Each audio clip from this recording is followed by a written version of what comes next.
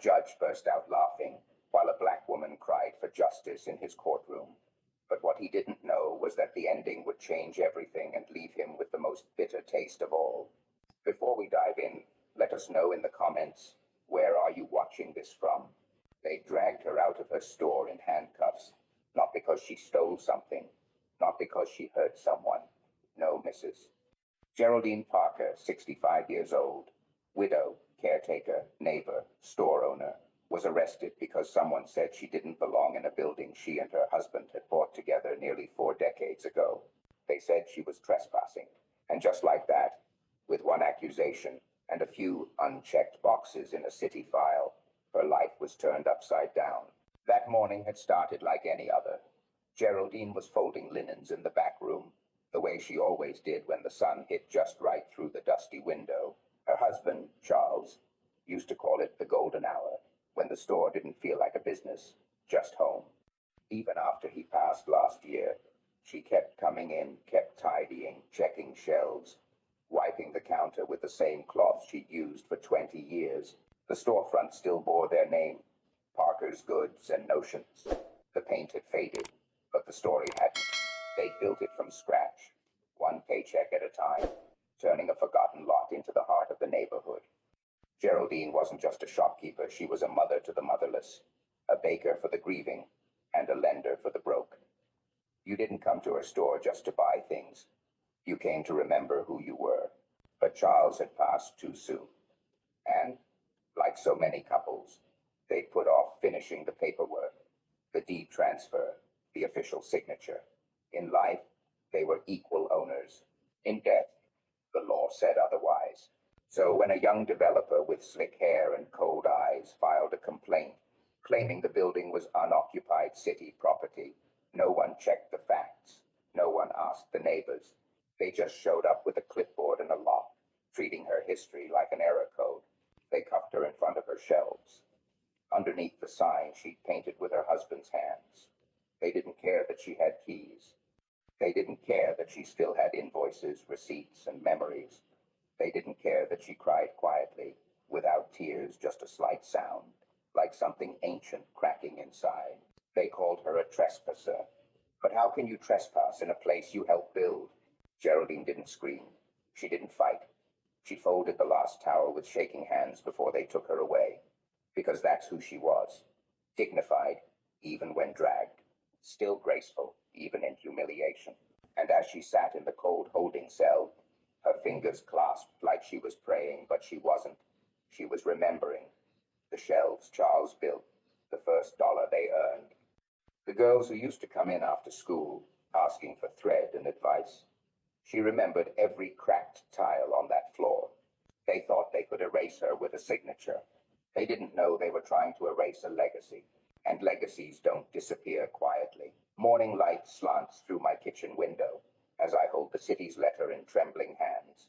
Bold black print spells out my name and final notice, along with phrases like incomplete deed transfer and legal action. The paper feels unyielding. The language as cold and impersonal as the chill seeping through the window. At first, I simply didn't understand. I read it twice, lips moving as if decoding a foreign language, convinced it must be a mistake.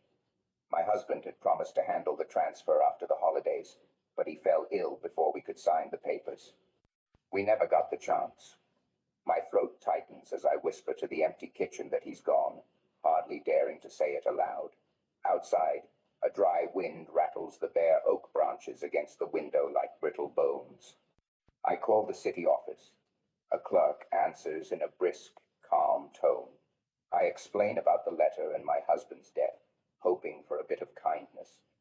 Instead, she says the deed transfer was never finalized. Signatures and forms are missing. I try to object, but she cuts me off. I must file new documents by the end of the month, or the property will be seized. After I hang up, the house is quiet. I press a hand to our old oak table, its cool surface steady under my palm. The wood is nicked and stained by decades of bills paid and meals shared. I can almost see him sitting here, rubbing his temples over paperwork, always shielding me from these worries. I ache with longing.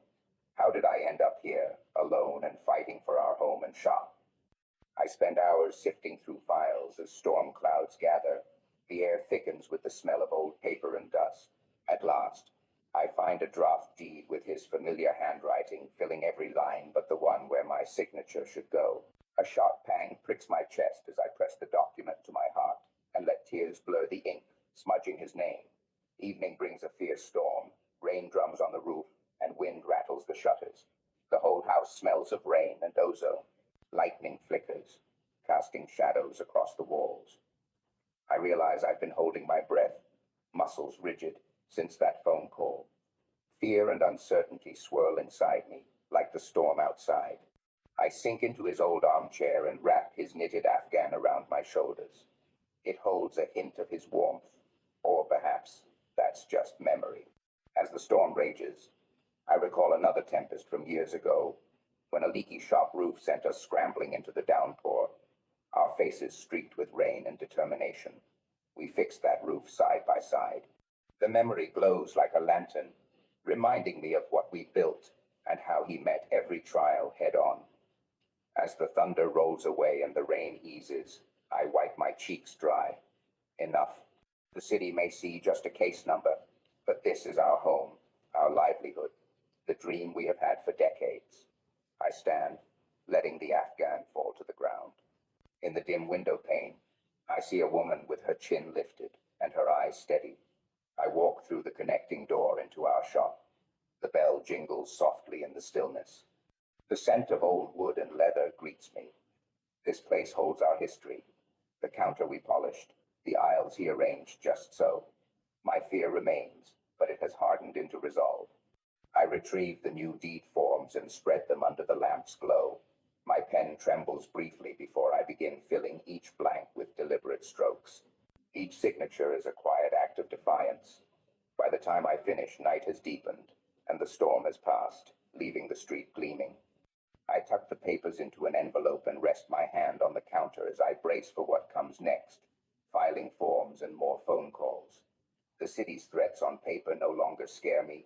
I have weathered worse storms. I whisper, "We're going to be all right," to reassure us both. In the stillness, I imagine his hand on my shoulder, steady and guiding me into tomorrow. She sat alone at the plaintiff's table, hands folded neatly over her purse, the same purse she had carried every Sunday to church. Her coat, a soft gray wool, had faded at the elbows. It was quiet in the courtroom, the kind of quiet that hummed with judgment. Every sound, heels clicking, paper rustling, the low drone of the fluorescent lights seemed louder than it should be. The judge, a white man with silver hair and a face that looked like it had forgotten how to smile, shuffled papers without looking at her. The opposing counsel, younger, in a suit too sharp for his sincerity, tapped his pen rhythmically. "Your Honor," he began. "Mrs. Geraldine Adams has failed to provide legal documentation that proves rightful ownership of the property in question. The deed remains in her late husband's name. Therefore, by municipal law, her continued occupation of 217 Bell Street is unauthorized." Unauthorized. She turned the word over in her mind like a pebble caught in her shoe. That store had been hers as much as it was Charles's 37 years of shared rent, repairs, and late-night bookkeeping. But now, because the ink hadn't dried on one piece of paper before his heart gave out, they said she didn't belong. The judge barely raised his eyes. "Mrs. Adams, do you have any evidence to support your claim?" She rose slowly. The bench behind her creaked with the sound of age meeting expectation. Her knees ached, but she stood tall. She cleared her throat, soft but sure. "I don't have the deed, sir," she said, "but I have the truth." A quiet ripple moved through the room. The lawyer beside her sighed audibly. She continued, voice steady. "My husband and I bought that store together in 1985. I was there when we laid the tile ourselves. I was there when our roof leaked, and we fixed it with nothing but tar and willpower. When he got sick, we agreed it was time to transfer everything to my name, but he passed before we could finish." The judge leaned back. "Mrs. Adams, this court requires legal documentation, not sentiment." Her gaze didn't waver. "With all due respect, Your Honor, the law may not see me, But that building does.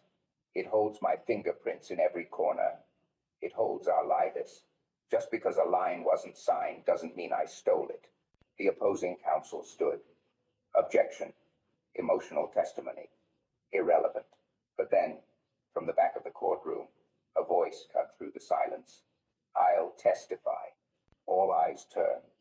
It was Mr. Lee, her next-door neighbor for 20 years, his brown hands gripping the edge of the bench. That store ain't just hers. It's a part of this whole neighborhood. Everybody knows it. The judge paused, uneasy, and then another stood. Miss Clarice, from the bakery. Then, old Joe fixed bikes across the street. One by one, they rose not loud, not dramatic, but grounded, like trees refusing to fall. Geraldine's eyes filled, but she did not cry. Instead, she turned back to the judge. You may not see me in your file, sir, but I exist. I've existed on that street for decades. I raised a family behind that register. I buried a husband whose hands built those walls. I've served that community longer than most folks have been alive. And now I'm being told I'm trespassing. The silence that followed was not empty. It was heavy, holy. The judge cleared his throat but found no words to say. Papers shuffled again. The gavel did not fall. She sat down slowly, her spine straighter than when she entered. For the first time all day, she did not feel small. The courtroom remained cold. The system still vast, but for a moment, her voice had filled it. The knock came early, too early for a Tuesday. Geraldine opened the curtain just enough to glimpse the silhouette. He was back. The man in the pressed coat had eyes shielded behind dark glasses despite the gray sky. This time, he wasn't alone. Two uniformed city inspectors stood beside him, clipboards in hand, as if they were there to measure a body, not a building. They didn't knock again. By the time she opened the door, a letter had already been pinned to the wood with tape, like a warning nailed to an old tree. She peeled it off with slow fingers. The paper felt thick, official, cold. Her name was printed at the top in bold block letters, as if shouting, "Notice of immediate administrative seizure." Her knees weakened. She leaned against the doorframe. Beneath the headline, the text was smooth and sharp.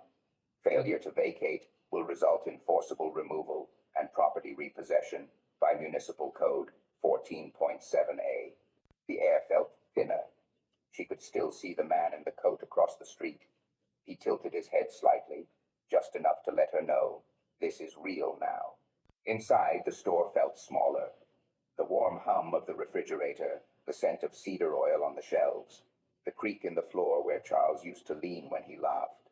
It all felt suddenly fragile, as though the entire place might collapse under the weight of that one letter.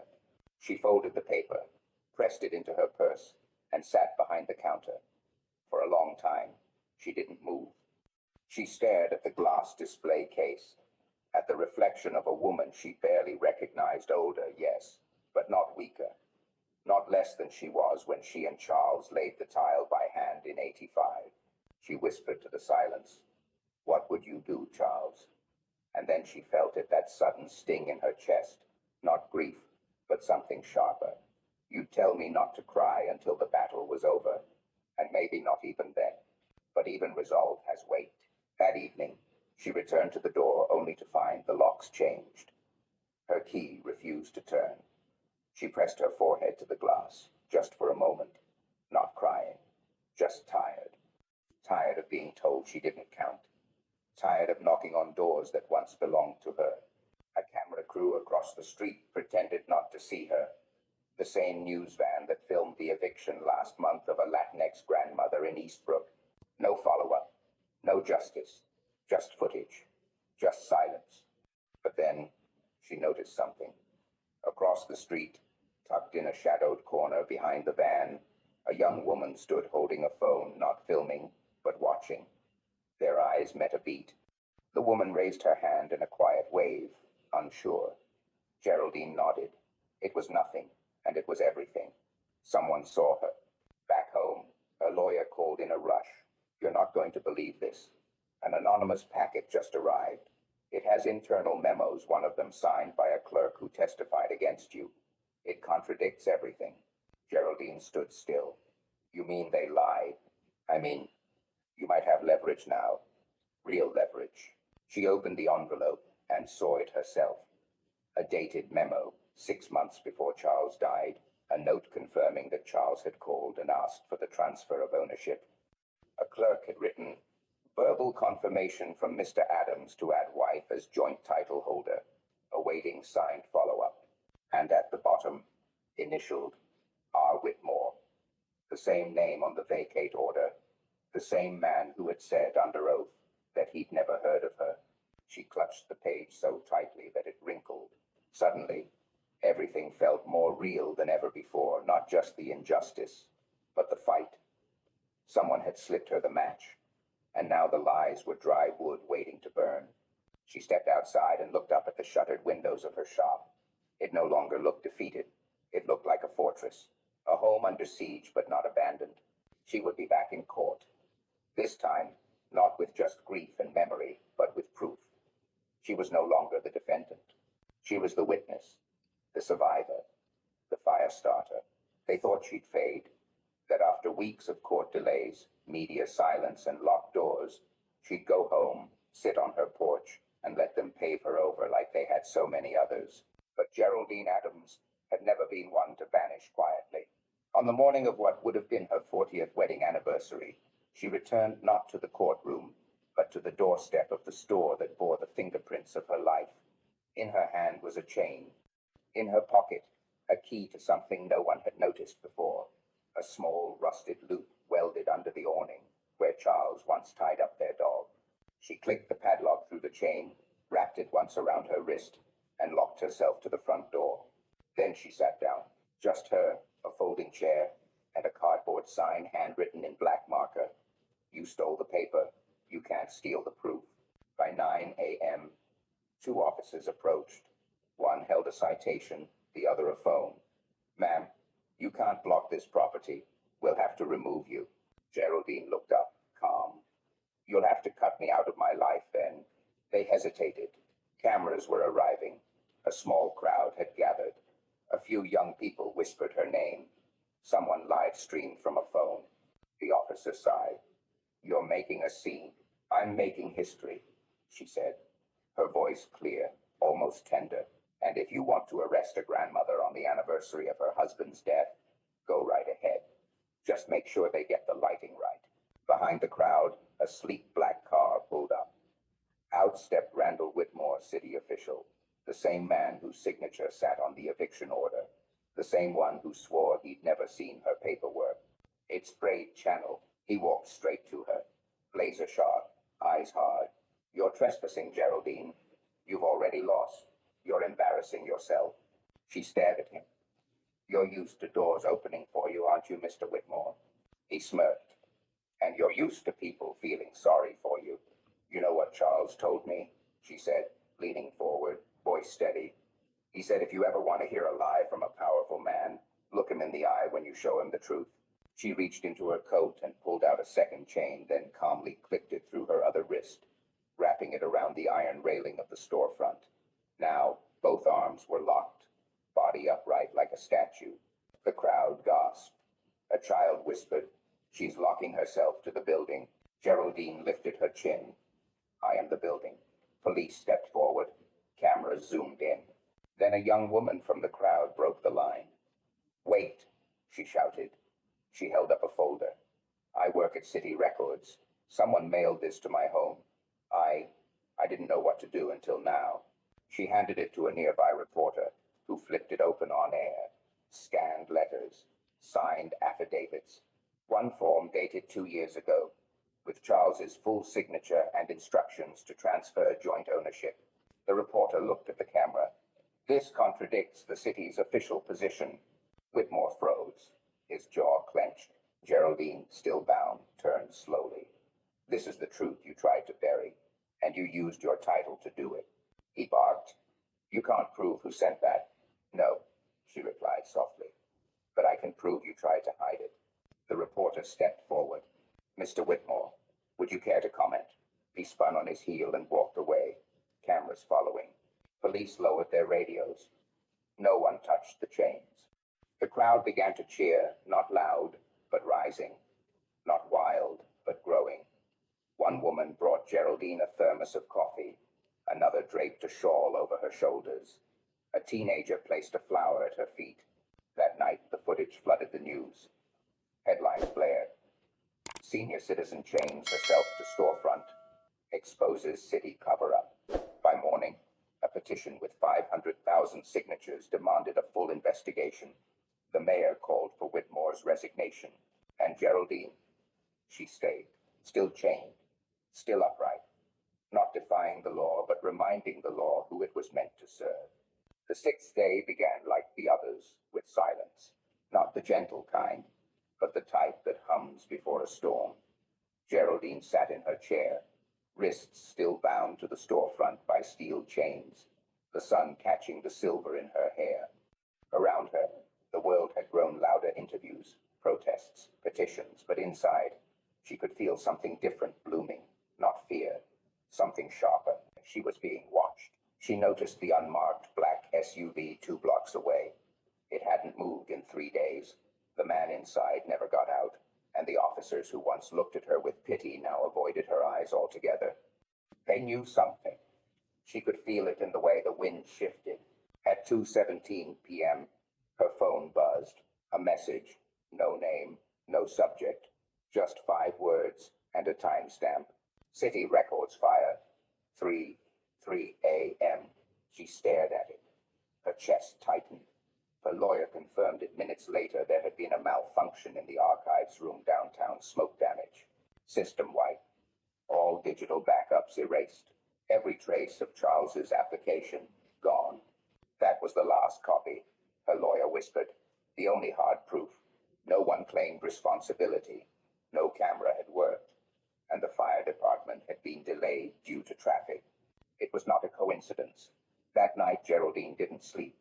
She sat there, still chained, surrounded by flowers, flashbulbs, and the weight of everything slipping away.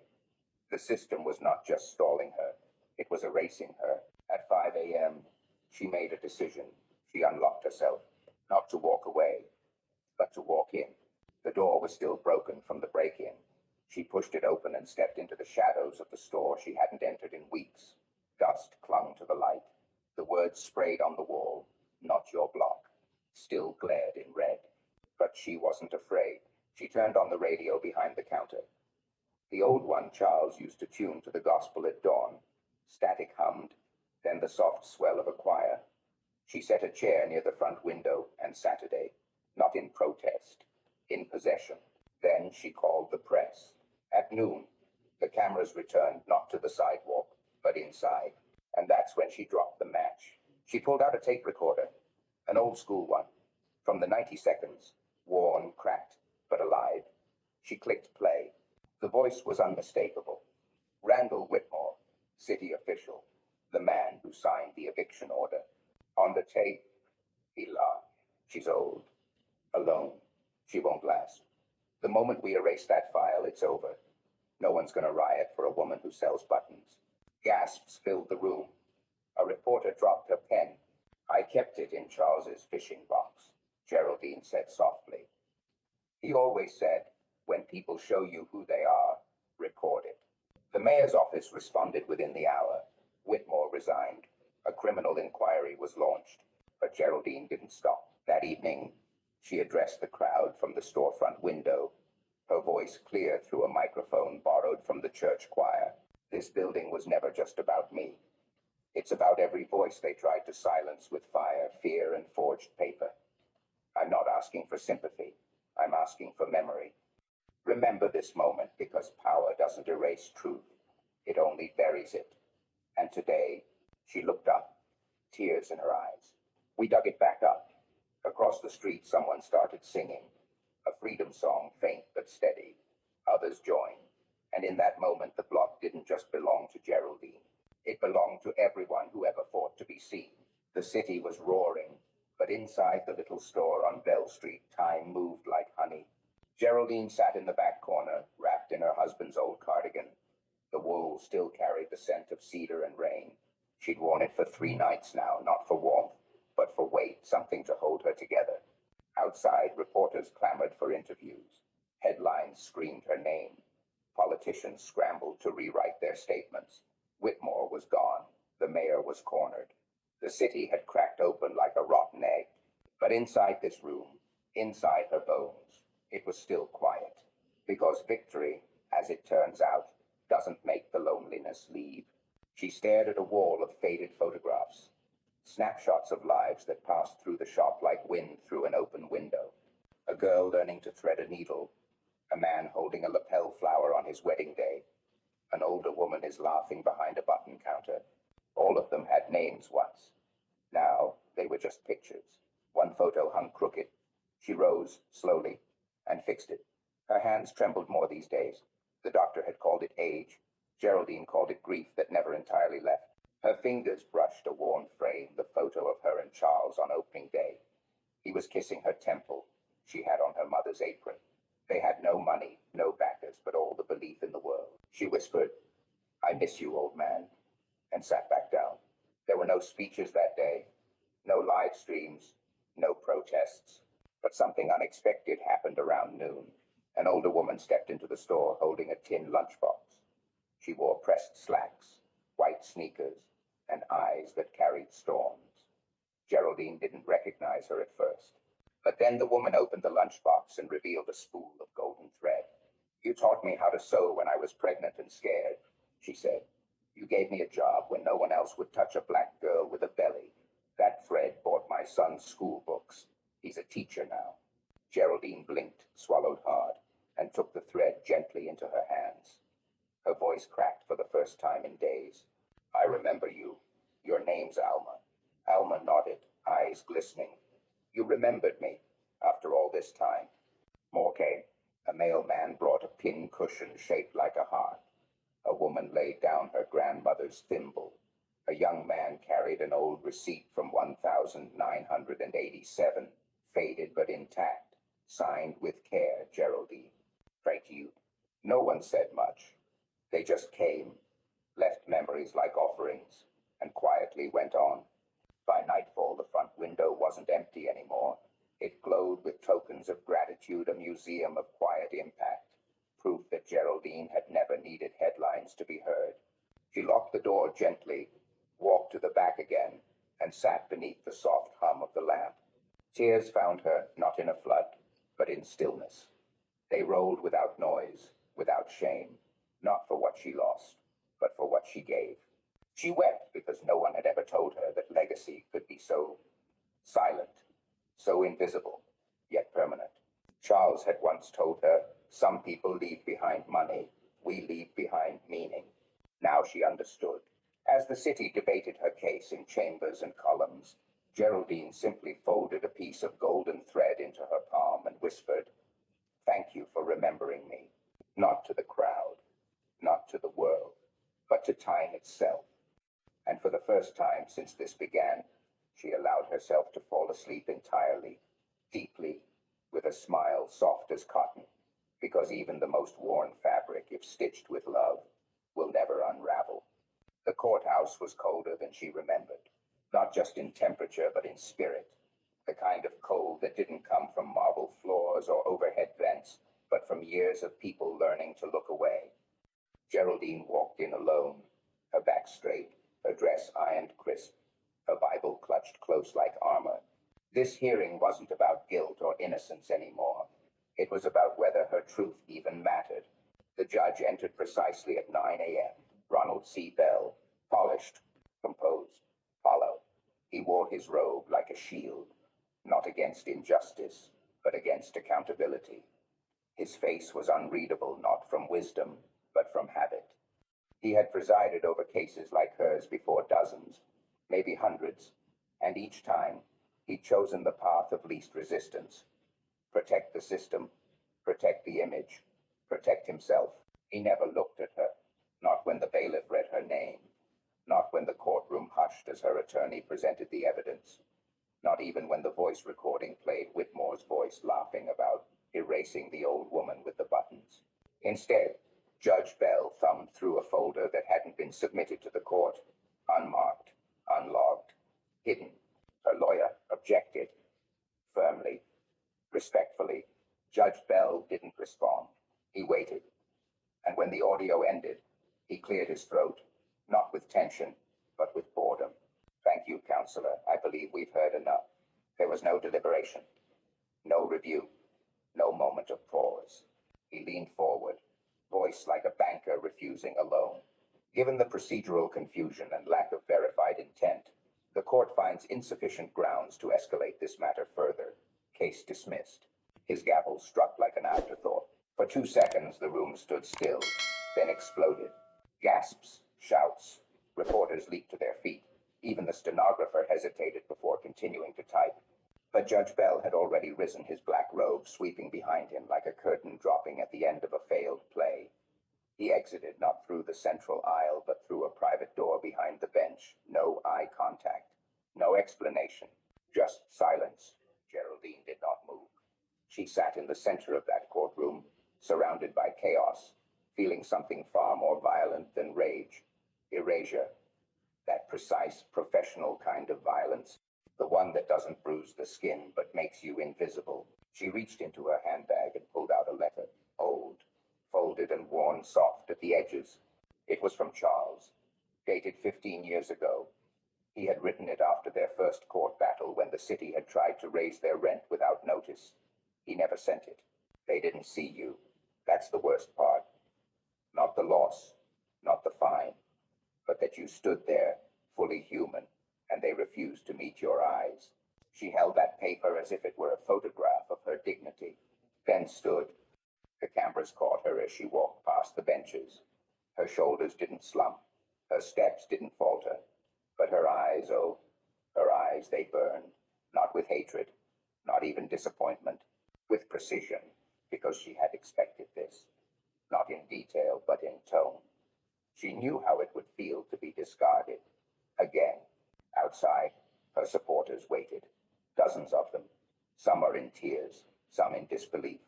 Some screamed her name as if they could reverse the ruling by sheer will. Geraldine said nothing, but a young woman pushed through the crowd, a law clerk, face pale, voice shaking. I work for Judge Bell, she whispered. That file he read from today, it wasn't supposed to exist. It's sealed, restricted. I saw it on his desk last week with a sticky note. Bury it quietly. Geraldine didn't blink. The law clerk pressed a flash drive into her palm. There's more, she said. He's done this before. And just like that, the story cracked open again. It was the kind of dusk that blurred the lines between shadow and truth. The world outside moved on traffic lights, blinking like nothing had happened. Newspapers shifting to newer stories. City officials back in meetings behind polished doors. Geraldine sat in her shop beneath the soft hum of an old lamp. The light warm but weary, like her. Since the dismissal, the air around her had thickened, not with noise, but with that heavy quiet people wear when they don't know what to say. Some neighbors nodded with guilty smiles. Some crossed the street. Some brought her pies with pity folded into the crust. But silence still surrounded the one thing she needed most. Justice. Then, on the 7th evening, just as she was closing the blinds, there was a knock. Not rushed, not timid, measured like someone gathering courage with every rap. She opened the door, and there stood Mr. Lennox, a man carved from old silence, her neighbor of 20 years, always polite, always distant, a veteran, a widower, a man who never wasted words because some stories live so deep they forget how to speak. He held a small leather folder in his hand. I should have come sooner, he said, eyes not quite meeting hers. I saw it all, you know. Back then, when Charles filed the paperwork, I was in the same office. We talked for a while. He was proud. Geraldine didn't speak. She only stepped aside and let him in. Inside, the shop felt timeless. Buttons glowed under glass. Thread danced in fading light. It smelled like lemon oil and old love. Lennox placed the folder on the counter and opened it. Inside was a copy of an affidavit, his own. Sworn, notarized, stamped. I never meant to stay quiet this long, he said, voice shaking like a door in a storm. But when I saw how that judge treated you, like you were an inconvenience instead of a human being, I couldn't sit with myself anymore. Geraldine traced the ink with her finger. A signature, A date, a statement. He witnessed Charles submit the ownership documents to the clerk. Names, details, all there. Her breath trembled. Why now? She asked. He swallowed hard. Because you were never invisible. I just didn't know how to look until now. The next morning, her lawyer filed a petition to reopen the case, this time backed by a sworn witness and new evidence. That evening, the story broke again. Neighbor comes forward in eviction controversy. New testimony may reverse case. It swept through the city like wildfire. But what no one expected was what happened next. The very next day, the courthouse issued an update. Judge Bell had recused himself. No reason was given, no press conference. It's just a name on a form, stepping away. In his place, a new judge was appointed, a woman with a reputation for integrity and spine. The hearing was reset. A new date, a new hope. And when Geraldine entered that courtroom again, she wasn't alone. There were no chants, no cameras inside. But seated quietly in the back, dressed in his faded army coat, was Mr. Lennox. His hands rested on his knees. His eyes watched her with something rare respect. Finally spoken not through words but presence. She turned to him and gave a slight nod. It said everything. That night the shop glowed like a lantern. People walked by, pausing without knowing why. Some stopped to peer through the window, where Geraldine sat quietly with a cup of tea, a copy of the affidavit beside her Bible, and a thread of golden yarn looped around her finger. Not victory, but something better. Witness. Because sometimes the most powerful revolutions don't start with shouts. They start with someone saying, I saw you, and I won't be silent anymore. The morning of the hearing, Geraldine woke before the Sunday. She didn't rise from habit. She rose from something older, muscle memory woven into her bones, from years of unlocking the shop at dawn, boiling coffee, folding fabric with hands that knew every corner of every customer's story. She sat at the edge of the bed, letting the light sneak into the room like a quiet witness. On the chair beside her lay a neatly pressed navy blue dress. It was the color Charles wore when they first opened the store. When he kissed her hand and said, "This is where we begin," she slipped it on, and for a moment he was in the room again. Downstairs, she wound a single strand of golden thread around her wrist, not for show, for memory, for strength, for truth.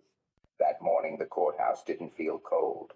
It felt expectant, and when she stepped into courtroom 3B, something had changed. Judge Eleanor Rayburn sat at the bench, not the man who had dismissed her like clutter in a system, but a woman whose presence felt deliberate, rooted, steady like oak. For the first time in weeks, Geraldine felt the floor beneath her feet wasn't tilting. The hearing began. Her attorney spoke clearly, powerfully, but without embellishment, just the truth. Then, unexpectedly, the courtroom doors opened again, slowly, deliberately. It was Mr. Lennox, but he was not alone. Beside him stood a man in a charcoal gray coat, his face weathered, carrying a small metal briefcase that seemed to hold the weight of silence itself. They stepped forward. "Your Honor," her lawyer said, turning to the bench, "we respectfully request to introduce additional witness testimony and newly discovered documents." Judge Rayburn gave a single nod. "Proceed." The gray-coated man took the stand. His name was Mason Hill, a former paralegal, quiet, nervous at first. "I worked at the city records office in 2003, he began. "I logged Charles Ingram's ownership transfer documents. I watched the clerk stamp them. I saw it enter the system. Then came the silence, the wait. But a week later," he continued, voice tightening, "I was ordered to delete that record. No explanation, just an internal memo. Administrative error, remove and archive. I saved a copy. I shouldn't have. But something about that man, about his hands. He reminded me of my father." He opened the briefcase and slid an envelope across the desk. Stamped, dated, initialed, sealed. Every missing piece was finally placed. The courtroom inhaled as one. Judge Rayburn scanned the documents, her brow shifting, her fingers moving with care. Then she looked up. "These records," she said slowly, "appear authentic. This case warrants full judicial review, effective immediately." The city's council stood. Objection. She raised her hand. You've had years. You may sit. At that moment, Geraldine's fingers gripped the edge of the table, not from tension, but from release. She wasn't crying. She wasn't shaking. She was breathing. Behind her, she felt Lennox shift in his seat. He didn't say anything. He didn't need to. His presence was a declaration. But just then, like a ripple crossing time, a memory broke through her. Charles, holding her hand on the porch steps after their first failed bid to buy the store. He'd looked at her, soft and tired. They'll never see us as a whole, he'd said. But if we keep showing up piece by piece, thread by thread one day, they'll have no choice. And now, 20 years later, here they were. A courtroom packed with eyes forced to see, voices refusing silence. Justice is not promised, but it is possible. As the room recessed, Geraldine strolled through the aisle. The press surged behind her, but she didn't stop. She reached the front steps, looked up at the sky, and smiled, not because she had won, but because she had endured. Because truth, once stitched deep enough, can't be unthreaded. And somewhere, in the softness of the morning wind, she could almost hear him. You kept the thread. You finished the scene. The courthouse felt different this time. No cameras, no reporters, no crowds whispering outside. Just an ordinary room filled with extraordinary tension, like the stillness before a summer storm. Geraldine sat alone at the plaintiff's table, her fingers gently circling the golden thread wrapped around her wrist. It had once held the last curtain she and Charles hung in their shop window. Now, it held her together. Judge Elena Rayburn entered. She brought no fanfare, only presence, a quiet strength. Geraldine met her gaze, and for the first time in this long battle, she saw someone willing to look at her without pre-written judgment. Her lawyer stood. Your Honor, we've received additional evidence. A witness has come forward with information previously withheld. Rayburn raised an eyebrow, curious but composed. Call the witness. The doors at the back opened. Footsteps echoed softly against the floor. A hush swept through the room as Miss Laverne appeared older now. Her once tight bun softened into silver curls.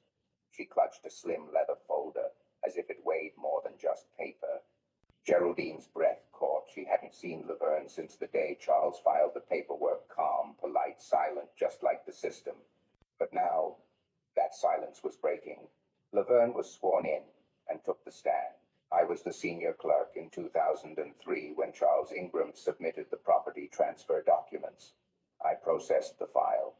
Everything was in order. She paused, glancing toward Geraldine. A week later, I was instructed to mark it as incomplete. I questioned it. My supervisor said it was above my pay grade. I didn't push back. I had a mortgage, a son in college. She opened the folder, hands trembling. Inside were carbon copies of the original records, her initials, the date, the city stamp. I couldn't erase what I knew, so I saved these. For years I convinced myself it didn't matter. But watching her, she gestured gently toward Geraldine. Lose everything made me realize silence is a kind of theft. There, the room was utterly still. Judge Rayburn's fingers moved over the pages, line by line, date by date. When she looked up, her tone had changed. These documents appear consistent with official record formats. We will submit them for forensic verification. Eviction proceedings remain frozen pending further investigation. Geraldine exhaled, slowly, deeply. She hadn't won, not yet, but the wall had cracked. As the hearing recessed, she stood and walked toward Laverne in the hallway. The woman looked smaller outside the courtroom, as if the truth had cost her something real. Geraldine spoke gently. You held on longer than most would have. Laverne blinked back tears. I waited too long. But you came, Geraldine said. That matters. Just then, Mr. Lennox and Mason Hill approached.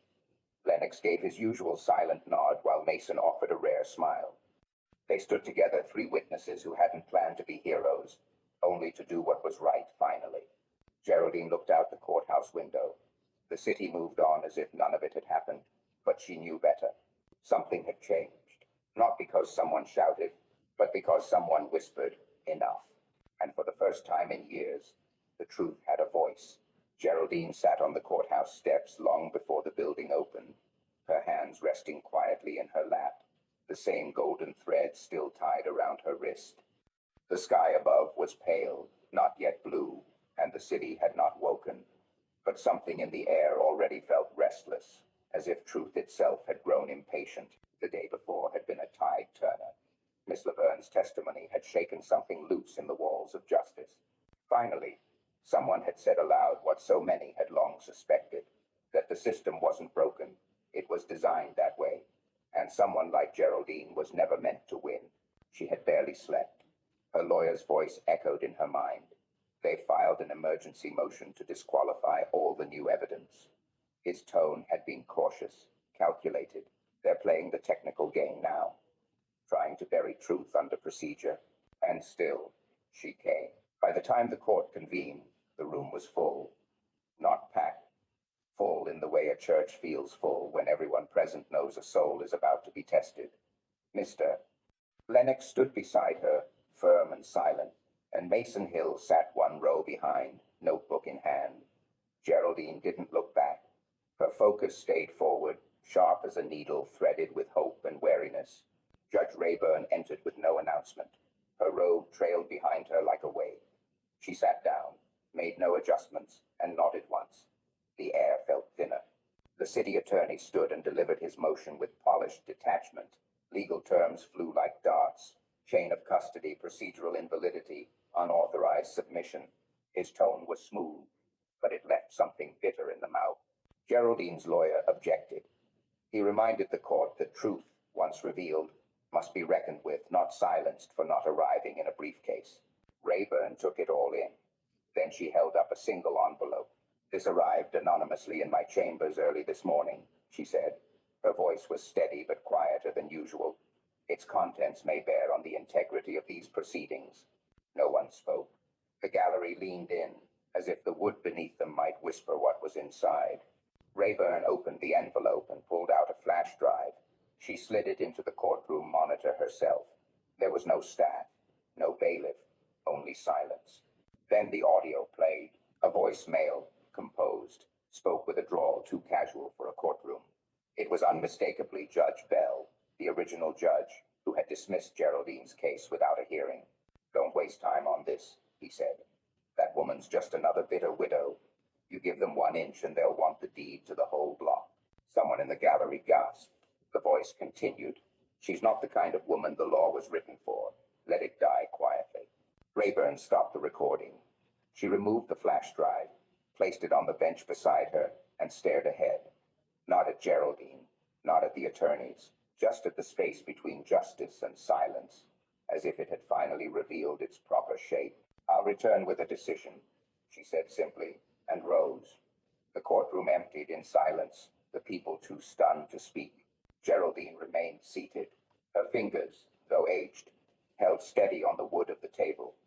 She felt her heartbeat not racing, but slow, like the pacing of something sacred. Outside, the courthouse hallway buzzed again. News was already leaking. Some legal clerks murmured about ethics violations. Others whispered of forced retirements. But no one came to speak with her. No one asked how it felt to be publicly validated. Because truth, when it's finally heard, rarely celebrates, it exhales. An hour later, the courtroom reopened. The room refilled, tighter now. People who hadn't shown up before suddenly found seats. Geraldine noticed unfamiliar faces, activists, reporters, even 2 students in law school hoodies. Justice was drawing witnesses now. Judge Rayburn returned. Her expression was stone. "This court denies the motion to exclude newly submitted evidence. Furthermore, due to the content of the anonymous audio file, this case will be referred to the State Judicial Ethics Committee for immediate investigation." There was no noise, no cheering, only stillness.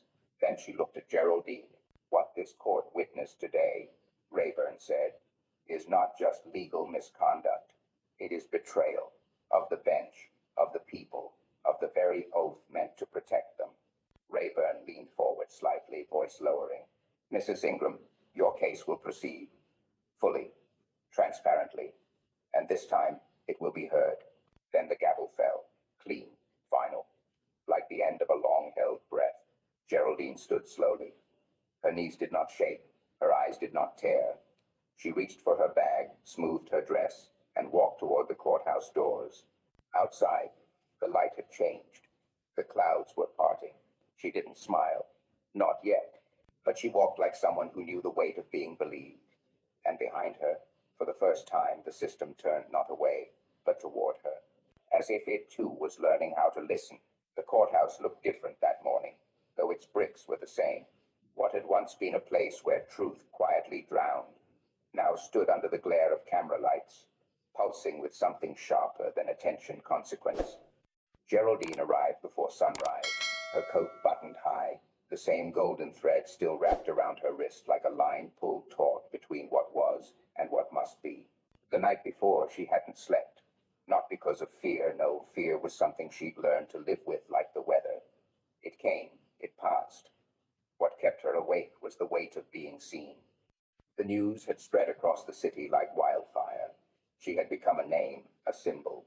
But she wasn't chasing justice for headlines. She wanted her husband's name back on their store, not in hashtags. She wanted her front door to creak open again, not her face printed on protest signs. Yet when she stepped out of the cab, a crowd parted for her as if she carried light. Dozens of them, maybe more. Some clapped, others wept.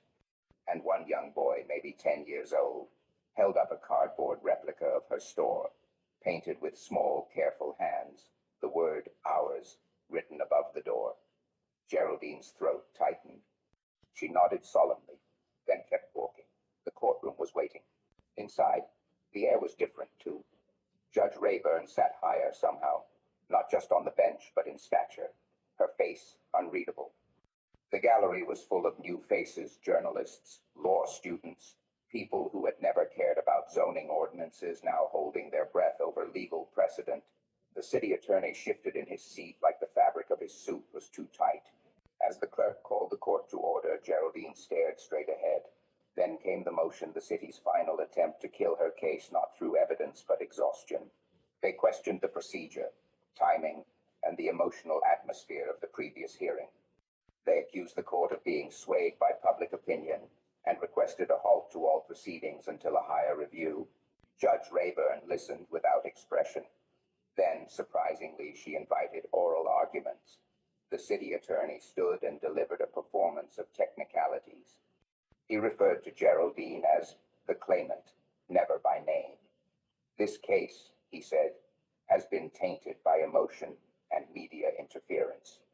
The integrity of the court demands discretion, not drama. The room froze, and then, to the astonishment of many, Geraldine stood. She wasn't asked to speak. She wasn't required to. But she stepped forward anyway, her frame straight despite the years. "Your Honor," she said softly. "May I?" Rayburn nodded. Geraldine turned, not to the bench, not to the crowd, but to the city attorney. "You want this to be clean, quiet, technical. You want to put everything I've lived through in a folder and file it under too complicated. However, it wasn't a clerical error that nearly cost me my life. It was people with choices and power and silence." Her voice didn't shake, it rang clear. "My husband filed every paper by the law, and your office tried to cover it up. A man in a black robe said I didn't belong. Another one said I was too angry.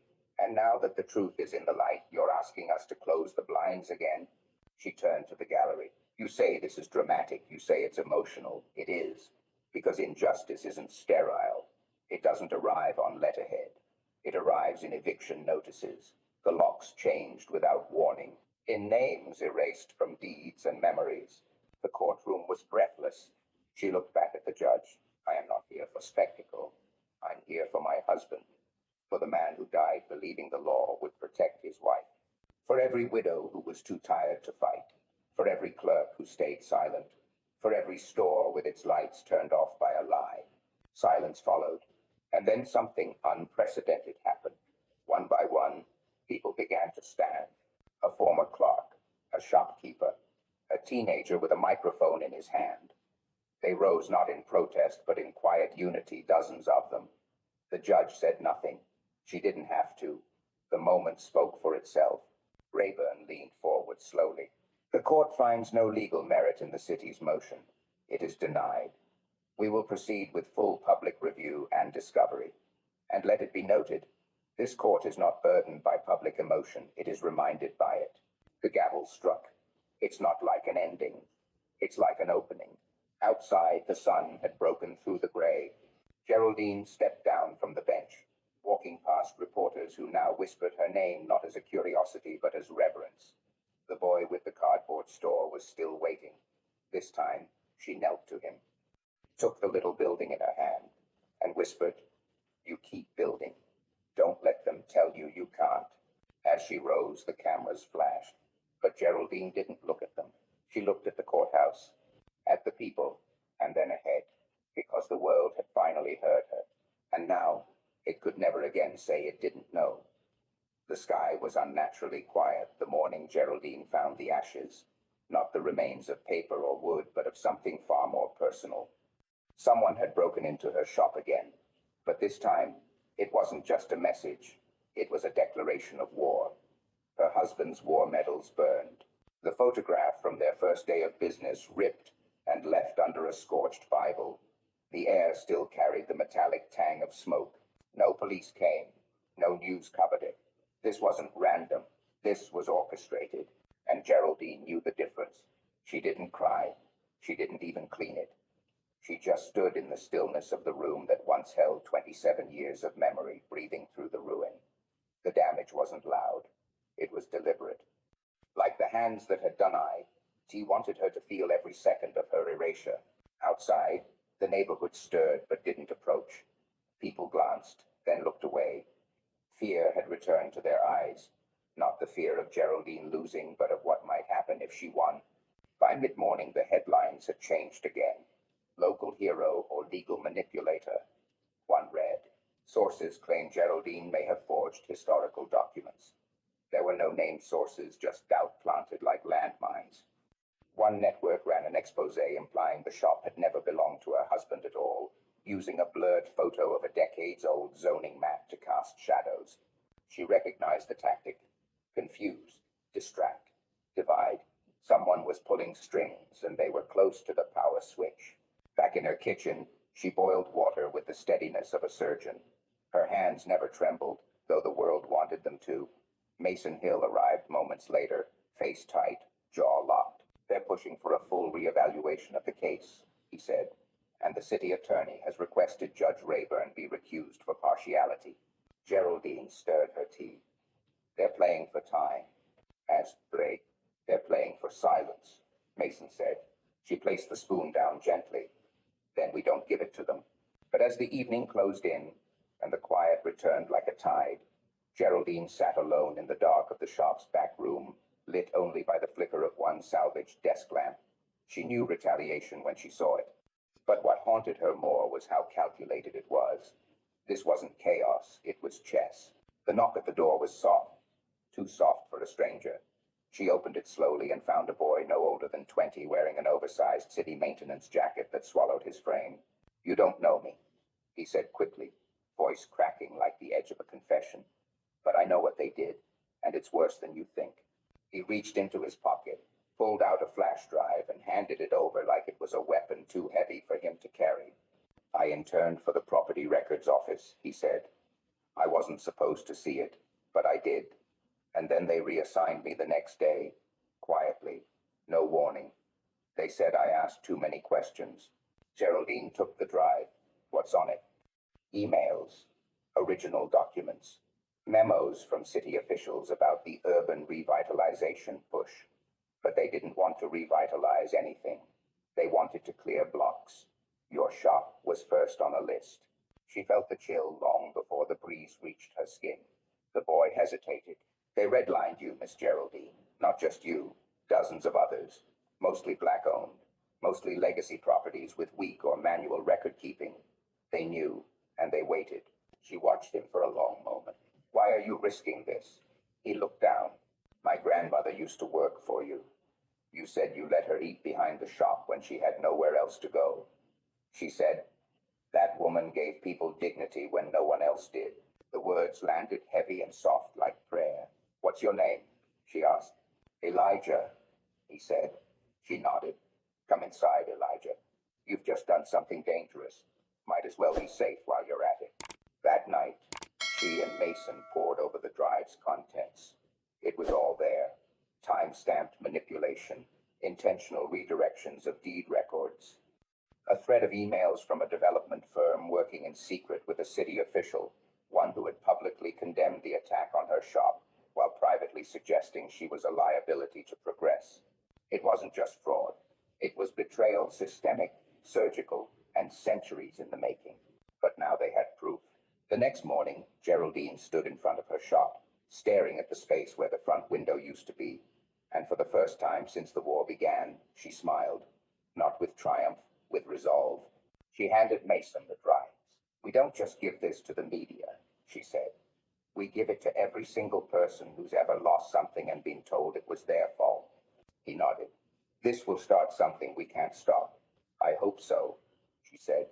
Behind her, Elijah watched silently, and beneath the rubble of lies, the fire had already started.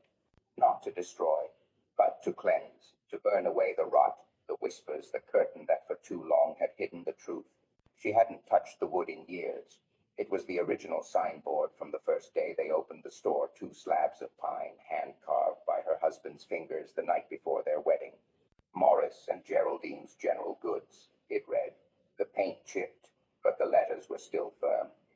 That morning, she retrieved it from storage, gently dusted it with the sleeve of her sweater, and propped it against the inside wall of the shop, next to the window that had been shattered weeks earlier. The shop might fall again, but that board with that name was hers, untouched, unbought. Outside, the city was unraveling. Merriweather's name had finally cracked through the surface. Not in whispers, not in rumors, but in federal files, in court dockets, in the voices of those who had once been too afraid to speak.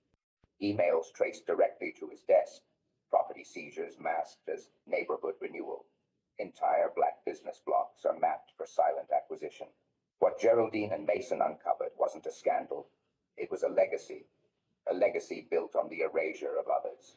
And still, the pressure came. A letter slid under her door. "You've made your point. Don't destroy what's left."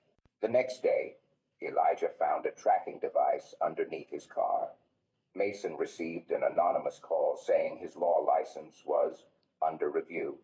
But Geraldine, she didn't flinch. She knew fear well. She had danced with it during her husband's chemotherapy, had shared coffee with it while paying off the mortgage when sales were low, and had buried it beside a man who died before signing the name transfer. Fear didn't scare her anymore. Betrayal did. That's why, when the twist came, it wasn't from outside. It came from within. Her phone rang. A voice, familiar and clipped. "Geraldine, it's Lydia Merriweather's assistant." And crack. Silence. "I know everything," Lydia said. "I've been his fixer for 12 years. I kept quiet because I thought maybe some people were meant to win. Now I see he was never just winning. He was stealing." "You have proof?" Geraldine asked, her voice slow, low, like a fuse catching fire. "I have recordings of meetings, of instructions to bury deeds to ghost property owners. And I have one from last year. He said your husband's death was perfect timing." He laughed. "Geraldine," he laughed. Her breath held. "And why now?" she whispered. "Because you didn't break," Lydia said. "And because I did." Later that night, in a diner where the lights flickered and the coffee was bitter, Lydia handed her a drive. No lawyers, no press, just 2 women in coats too thin for November, passing history from one scarred hand to another. That drive changed everything. The next morning, Geraldine stood before the courthouse steps, not at a press conference, not in front of cameras. Just herself, the old shop sign leaning against her legs, and a crowd of neighbors who had once been silent, now breathing with her. "I was told to stop," she said, her voice steady. "Told I was asking for too much, that this was a city matter, that time had passed." She held up the sign. "But names don't expire, and neither does truth." The crowd didn't cheer, they didn't shout, they listened, they wept, because they knew it wasn't just her story. It was theirs. Hidden titles, denied loans, lost homes.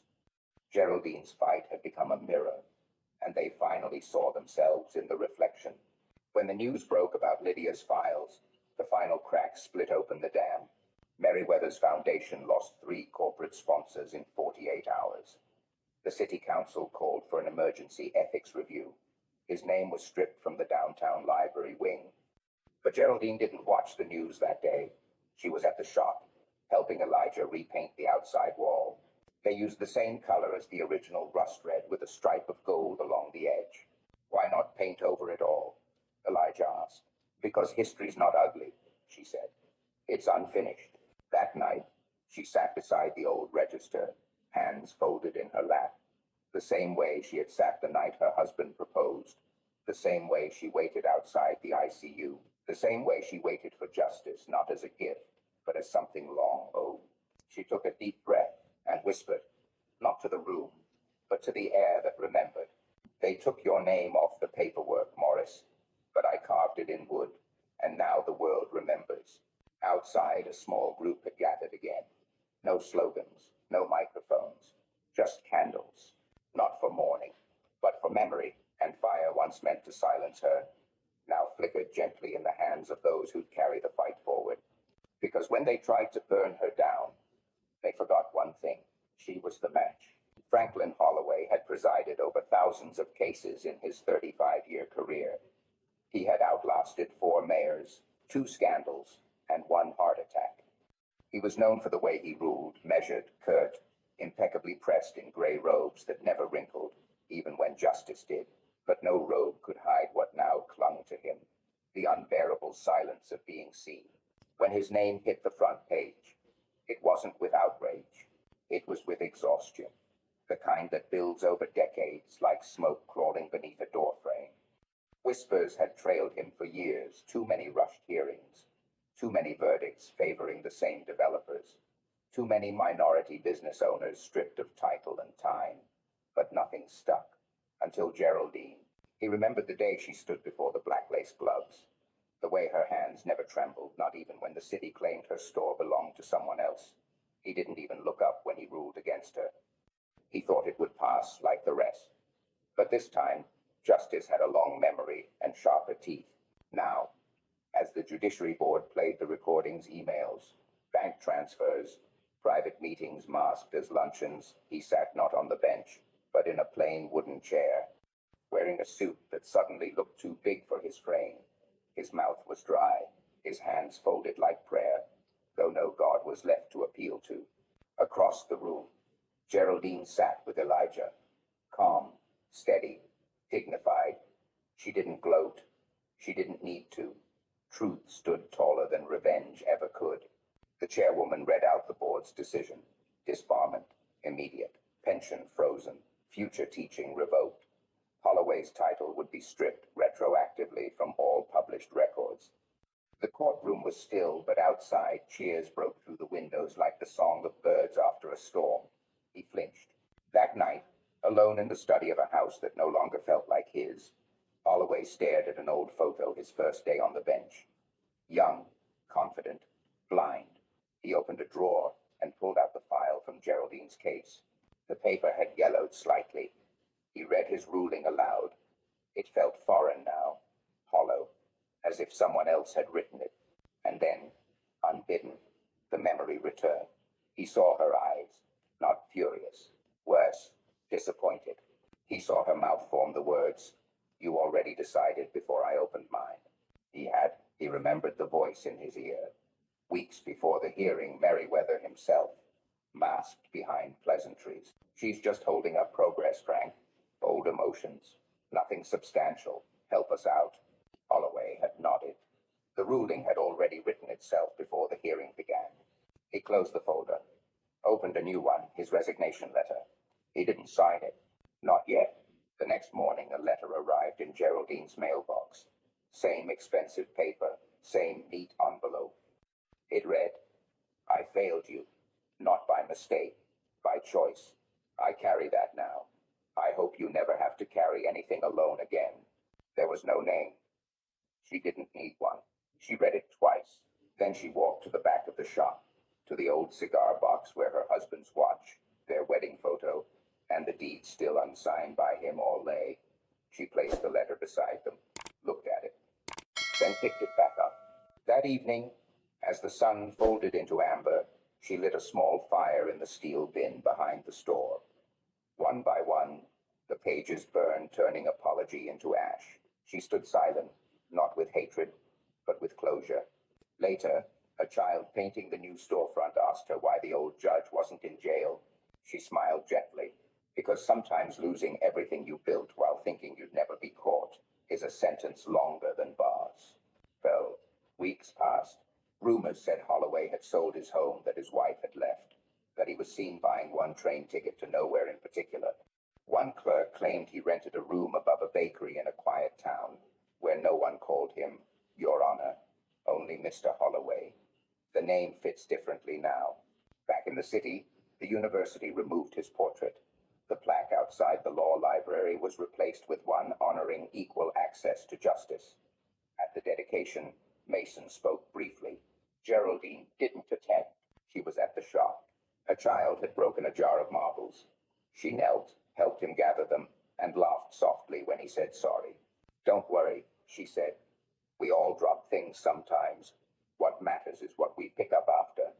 Inside, above the register, the original pine sign still hung, Morris and Geraldine's, painted by hand, edges worn smooth from time and tenderness. Beneath it now hung a new one, community owned, never again forgotten. And somewhere far from that warmth, Franklin Holloway stared out a window where no one waited for him to rule, only to remember the shop opened with no fanfare, no cameras, no speeches, just the creak of the front door and the soft chime of a bell that had been silent too long. Geraldine stood behind the counter, a fresh pot of coffee brewing beside her, and the morning light warming the pinewood floors her husband once polished by hand. Outside, a new sign hung above the window, the same name but a different glow. Beneath Morris and Geraldine's, someone had painted 3 words in gold. Still, we rise. She hadn't asked for that addition. One of the neighborhood kids had done it overnight, but she left it, not because it was perfect, but because it was true. The city had changed, though not in the way headlines measured. Buildings still rose, traffic still clogged the same streets, but people walked differently now, heads higher, steps steadier. They passed her shop not in pity, but in pride, because when Geraldine stood her ground, she reminded them all what ground was worth standing on. One morning, a young woman walked in with a notebook and shaky hands. She introduced herself as a student journalist, said she wanted to write about what justice feels like. Geraldine smiled. Justice doesn't feel like thunder, she said. It feels like breath, the kind you finally get to take when no one's pressing your chest anymore. The girl blinked, then wrote it down, word for word. Not long after, Elijah and a team of volunteers transformed the back room into a legal aid space. Young people brought laptops, created maps of property seizures, and tracked city votes. They called it the Groundkeepers, not because they wanted to fight, but because they refused to vanish. Geraldine never led their meetings. She brewed the tea, swept the floors, and occasionally offered a story no one had asked for, but everyone needed. One night, as rain tapped against the shop windows, she pulled a worn box from under the register. Inside were letters, receipts, old photographs, and a single match. She lit it, just one, held it for a second, then blew it out. Elijah watched from across the room. Was that for him?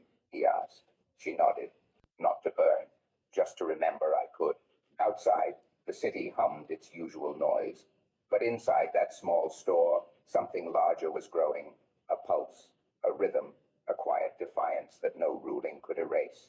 One afternoon, a child stood by the window, staring at the gold letters. Will it ever change again? He asked. Geraldine kneeled beside him. Everything changes, she said, but some names you fight to keep. He traced the painted words with his finger. Still we rise, he whispered. And that night, somewhere across town, a different courtroom echoed with a new judge's voice. Fair, measured, but listening in a way Holloway never did. Justice, real justice, had never been about punishment. It was about memory and the right to write your name where no one could erase it again. The story of Geraldine isn't just about one woman chained to a storefront. It's about what it means to be human in a world that sometimes forgets our humanity. Her battle wasn't fought with fists or fury. It was fought with memory, dignity, and an unshakable belief that truth matters even when the law pretends not to see it. And that is the lesson we can all carry with us. That strength doesn't always roar. Sometimes it simply refuses to bow.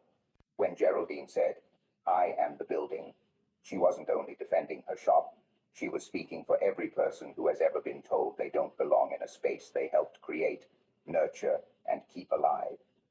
She was speaking for the invisible workers, the overlooked elders, the silenced neighbors.